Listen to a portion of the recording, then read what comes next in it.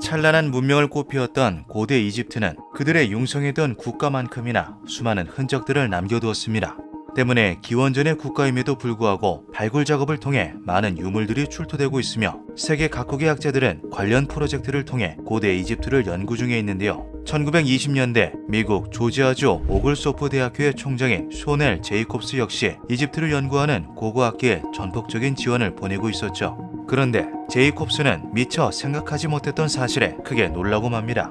당시 고대 이집트에 대한 연구는 전적으로 피라미드에서 출토된 유물들에 의지하고 있었는데요. 이 밖에도 수메르나 바빌로니아 왕들의 무덤에서도 여러 유물들을 발견할 수 있었지만 이 유물들도 피라미드와 공통된 문제점을 공유하고 있었죠. 바로 왕족의 생활상이나 장례 문화와 같은 극히 일부의 정보밖에 파악할 수 없다는 점이었습니다. 평범한 시민들의 생활상에 대해서는 사실상 알 수 있는 것이 거의 없다시피 했는데요.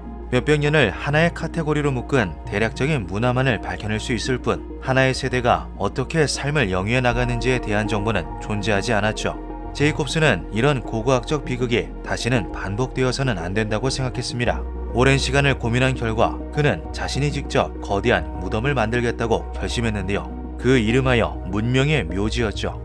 놀랍도록 번성한 현대인들은 언뜻 보기에 충분할 정도의 흔적을 이 지구상에 남기고 있는 듯 보입니다. 그렇기에 미래인들이 우리의 생활상을 손쉽게 파악할 수 있을 것이라고 생각하는 것이 일반적인데요. 하지만 쇼넬 제이콥스는 그렇게 생각하지 않았죠. 당대 인류의 모든 지식이 모여 있었던 알렉산드리아 도서관을 건립한 기원전 3세기의 사람들은 이 위대한 상아탑이 절대로 소실되지 않으리라 여겼습니다. 그러나 수백 명의 학자들이 다양한 학문을 기록하고 전 세계의 서적을 쓸어 담듯이 차곡차곡 채워 넣었던 고대인들의 노력이 무색하게 세월의 풍파는 도서관을 흔적도 없이 파괴해버렸고 수많은 학술 자료와 문학들이 영구적으로 소실되어 버렸는데요. 국가 단위에서 어마어마한 인력과 자금을 투자한 경우에도 이런 일이 발생했었다는 것을 너무나 잘 알고 있었던 제이콥스는 철저한 계획을 세웠죠. 절대 파괴할 수 없는 밀봉된 방을 제작하자. 정해진 날이 오기 전까지는 그 누구도 열 수 없도록 1935년 초기 아이디어를 낸 그는 약 2년간 과학자들의 자문을 구한 끝에 1937년 8월 자신이 총장을 맡고 있는 오글소프 대학교의 지하 수영장을 개조하기 시작했습니다.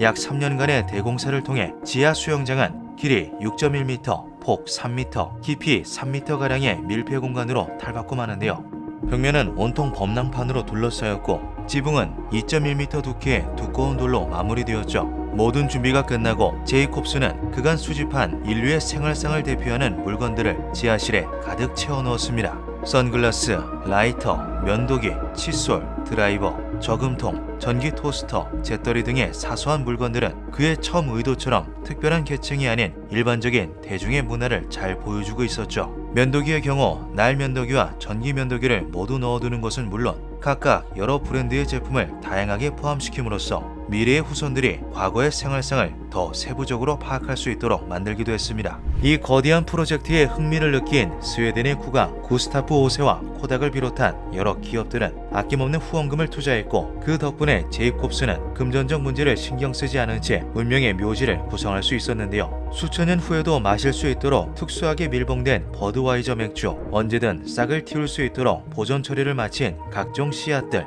세계 곳곳의 풍경과 일상이 영상 형태로 기록된 필름과 그것을 재생할 수 있는 장치들은 미래인들의 감탄을 자아내기 충분해 보였죠. 하지만 제이콥스는 이것으로는 부족하다고 생각했습니다. 그는 대전쟁을 통해 인류의 문명이 종말을 맞이하고 다시 재건되는 과정에서 언어가 완전히 뒤바뀔 수도 있다는 가능성을 놓치지 않았는데요. 만일의 사태를 대비해 구비된 간단한 영어를 배울 수 있도록 특수 설계된 수동식 무토스코프는 문명의 묘지의 하이라이트라고 봐도 과언이 아니었죠.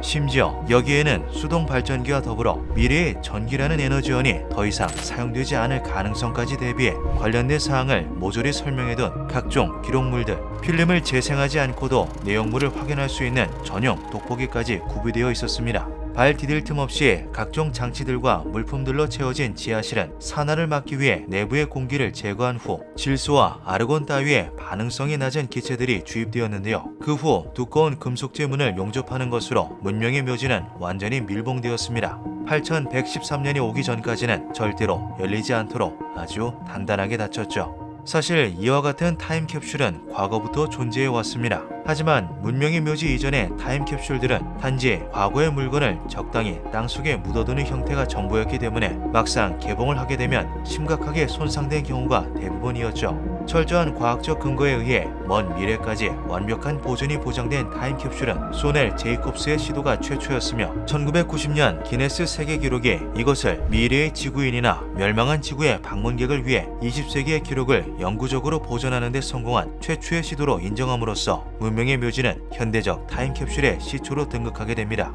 현재의 기록을 영구적으로 보존할 수 있다는 가능성은 미국에서 큰 흥미를 끌었고 수많은 언론을 통해 보도되었는데요. 문명의 묘지에서 아이디어를 얻은 뉴욕 만국 박람회 홍보 담당 간부 조지 에드워드 판드레이는 웨이팅하우스 타임캡슐을 제작해 만국 박람회에 전시했고 그 결과 전 세계가 타임캡슐 열풍에 휩싸였죠. 비행기가 하늘을 날아다니는 시대에 갑자기 기록이나 문화가 사라질 일이 어디 있는가? 한편 이런 타임캡슐들의 효용성에 대한 의문은 꾸준히 제기되었습니다. 그런 와중 1966년 중국에서 문화 대혁명이 일어나며 수많은 기록, 문화가 소멸되고 마는데요. 낡은 사상, 문화, 풍속, 관습을 타파하여 사회주의 문화를 창조하자는 파사구의 걸개 아래 수많은 유물과 문화재가 파괴되었고 수백, 수천 년간 전해져 내려오던 무술, 만한족석을 비롯한 각종 요리법, 귀중한 고서적을 비롯한 역사 기록들이 흔적도 없이 사라지고 말았죠. 전 세계가 이 황당한 광경을 두 눈으로 목격하며 타임캡슐의 효용성을 의심하던 사람들은 자취를 감추게 되었습니다.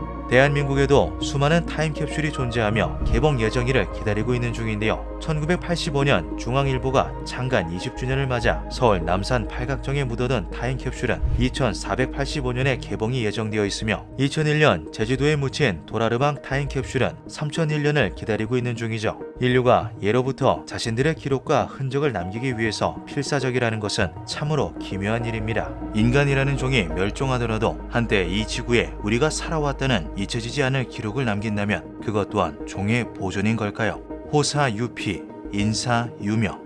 호랑이는 죽어서 가죽을 남기고 사람은 죽어서 이름을 그 흔적을 남긴다. 기묘한 밤이었습니다.